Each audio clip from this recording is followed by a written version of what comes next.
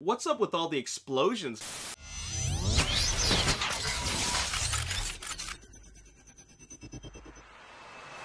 What's up, Ragin Nation? How's it going? This is Alex, and you're watching The Road to TF5. This is Webster's We're talking about Transformers last night. This is episode number 178. We're going to start off with birthday shoutouts. They go out to Infamous Nebula and Derek Woods. Happy birthday to both y'all. Hope you have a good one. Thank you for being part of the Ragin Nation. And also to my biggest fan, Lai P. Thank you so much for all your support. I really appreciate it. All right, so let's talk about a brand new TV spot. I think we're up to TV spot number 9 or number 10. I think it's the 10th one. And I first saw this on the Transformers movie Facebook page. And it didn't have a title to it. It was called, it had a caption that said, "It Begins." But actually on YouTube, the title of that TV spot is called Moment. I think it's called Moment or The Moment, or anyways, something like that. I checked it out, and it was a combination of a couple of new scenes and some extended scenes. So let's just talk about it. I'm not going to do a full-on reaction because there was not much of a reaction.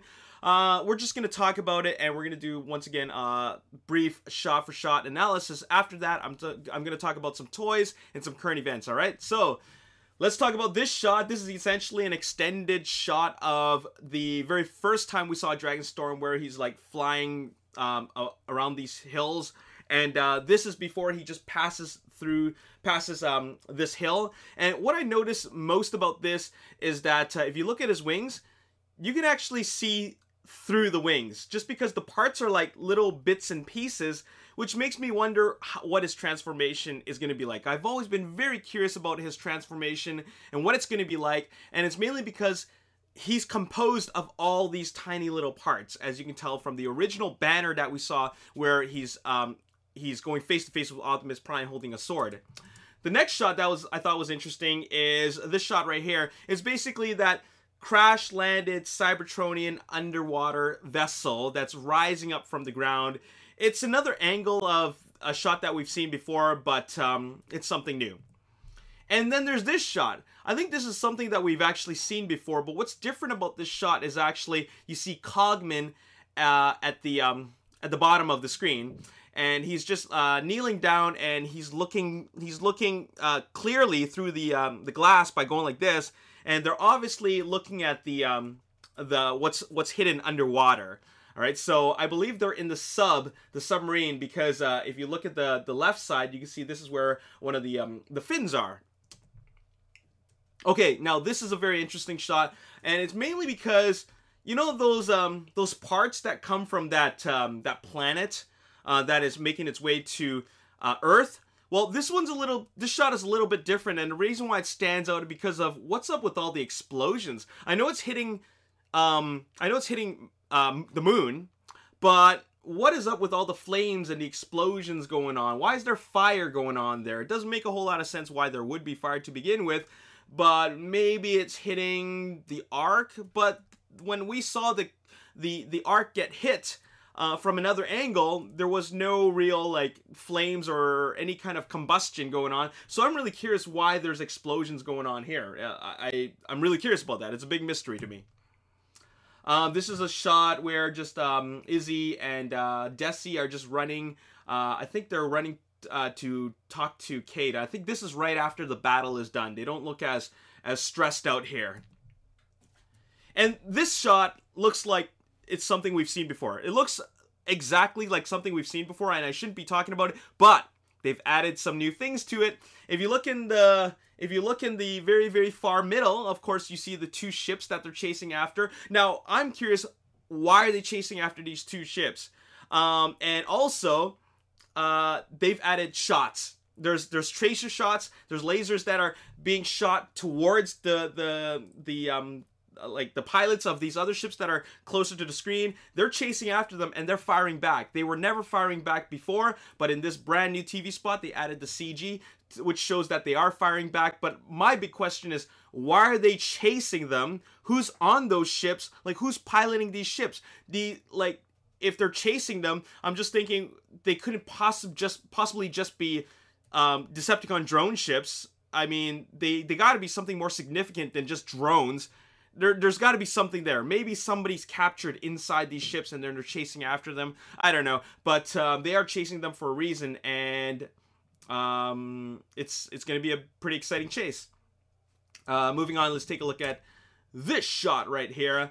The soldiers, Vivian and Cade, they're in the Osprey, and they're holding on for dear life because we know that one of them is going to come crashing down. Maybe even two of them, and they're a little bit worried that something bad is going to happen because they're in hostile airspace. Anything could happen, so that's why you see Cade here. I think he's probably a little bit afraid of heights, and that's why he's holding on so tightly with his eyes closed.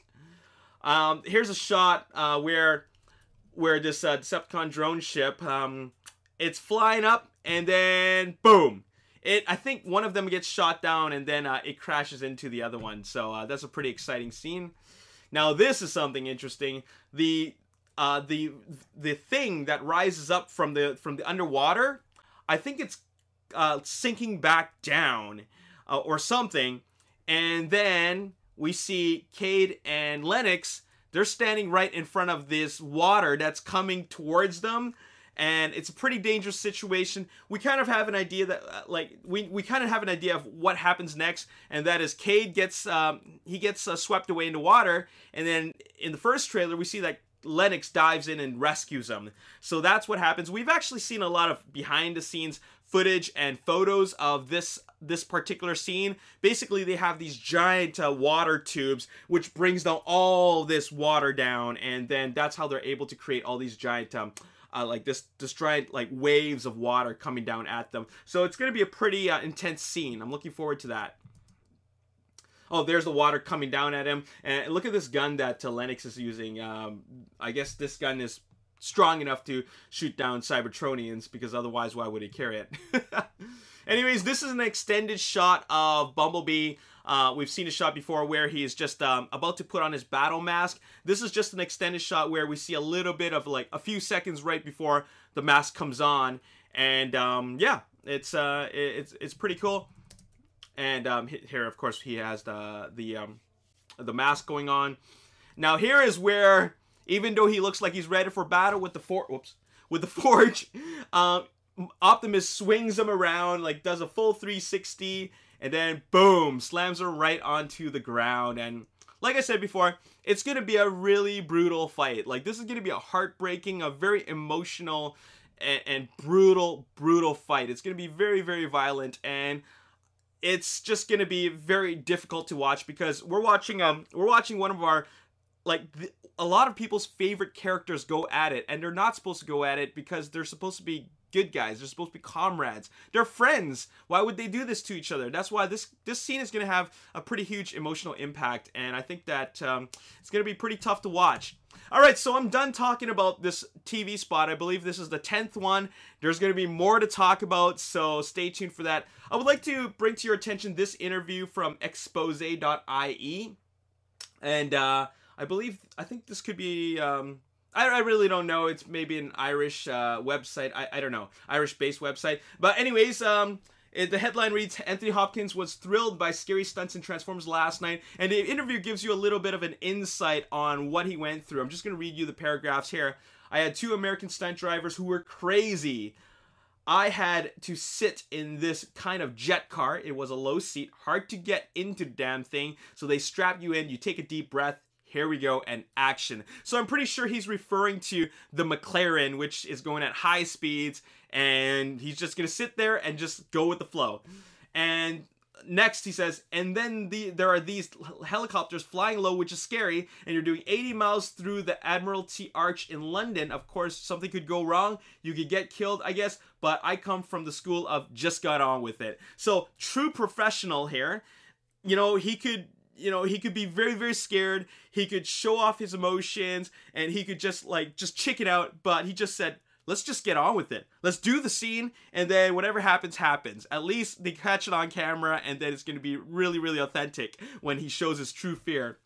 Finally, it says, I've worked with some people who are impossible or incompetent. Michael is the opposite of that. He's not just competent, he's kind of a genius, very prepared. He's impatient and irascible. but there's a great sense of humor in him. And this is kind of the same idea that I have about Michael Bay. And I've seen a lot of his interviews and his behind the scenes footage, and I've seen how he works, and this is exactly what he's like. So I get the impression that Anthony Hopkins got a really, really good idea of what it's like to work with him.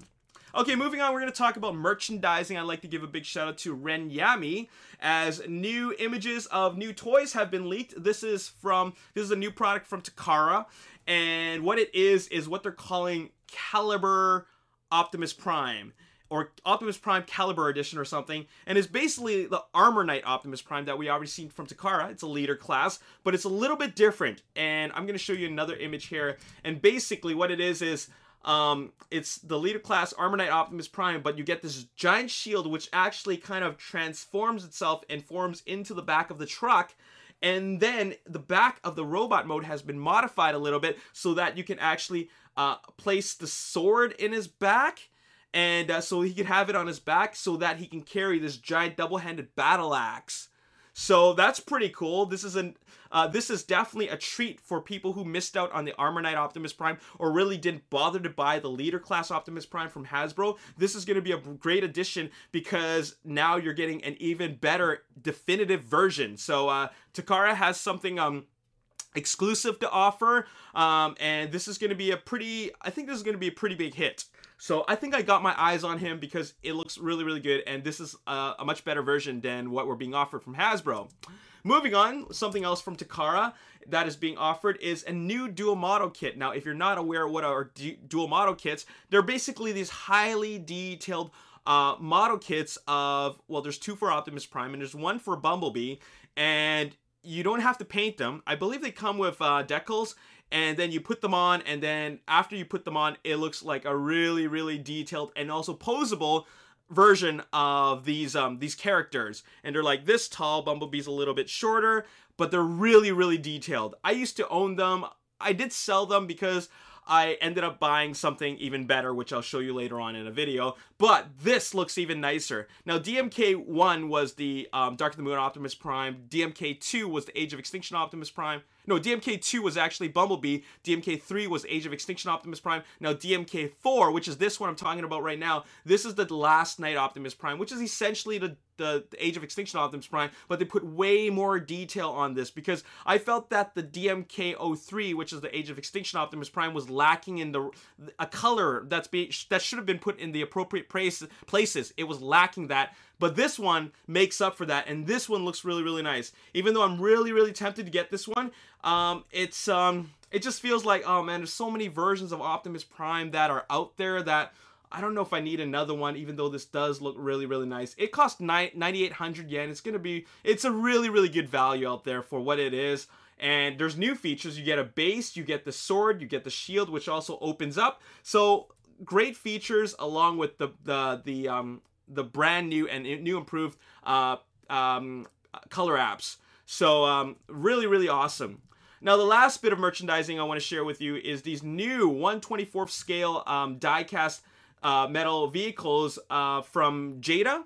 I believe the company is called Jada, and what you have here is Bumblebee, Barricade, and Crosshairs. I'm going to go through each one of them one by one, and right now we have Bumblebee in his box, and then here's Bumblebee, like the vehicle itself. But what's awesome is that there are features. It opens the trunk, the hood, the doors. Here's the back. Looks really, really nice, and the bottom of the vehicle actually shows the like a embossed image of Bumblebee. Same thing applies to Barricade. Now, Barricade is not one that I'm too crazy about. Here he is, and then the doors open.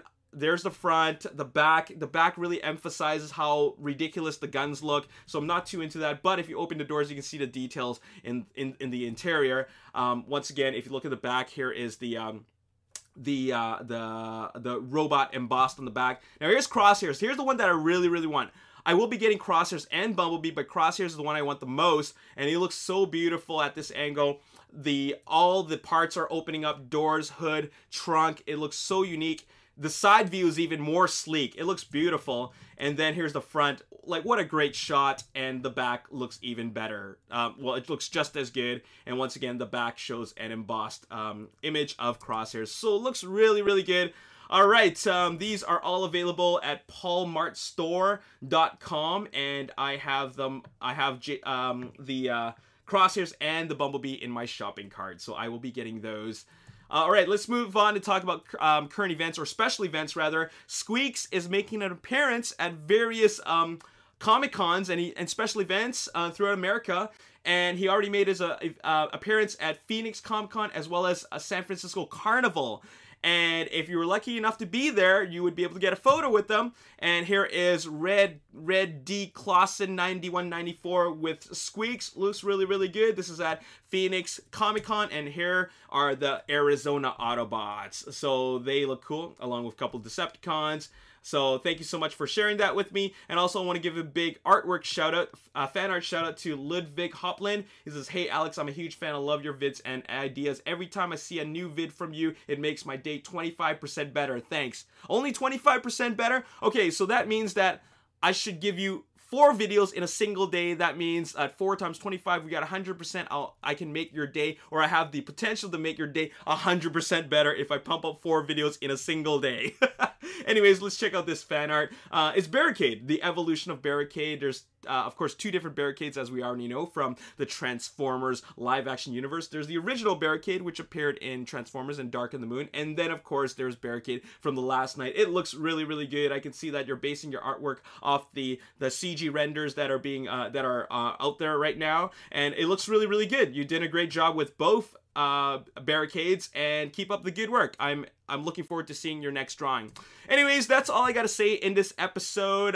Make sure you get yourself some die-cast vehicles. I know I'm really excited about that new leader class Optimus Prime that's offered from Takara, the Caliber version, as well as the DMK-04. I'm looking forward to them all. I mean, that's what it's all about. That's what Transformers is all about, merchandising. Since 1984, it's always been about merchandising. So they come up with a lot of great merchandise, and they also come up with a lot of really exciting TV spots for us to check out. There's more TV spots. I'm going to check them out. Stay tuned for episode 179 because we're going to check out all these TV spots, and I'm going to let you know what I think. Anyways, that's all I got to say in this episode. Thank you so much for watching. As always, if you enjoyed this episode and you want to see more, hit that like button, subscribe to the YouTube channel, like me on Facebook, The Ragin Nation. Also follow me on Twitter, Ragin Nation. My name's Alex. Thanks for watching. I'll see you next time. Peace. Dragon Storm, and it's a combination of black and red in the paint job, okay?